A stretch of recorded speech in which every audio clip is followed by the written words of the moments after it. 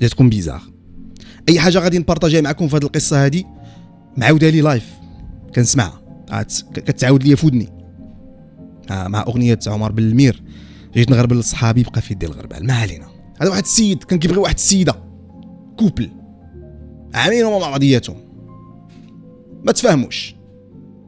من المشكل الله اعلم. المهم ما تفاهموش بعدوا على بعضياتهم. قالوا غادي يديروا واحد البوز باش يرتاحوا بجوج. داكشي اللي كان مستمعينا خداو واحد لا بيريود ارتاحوا.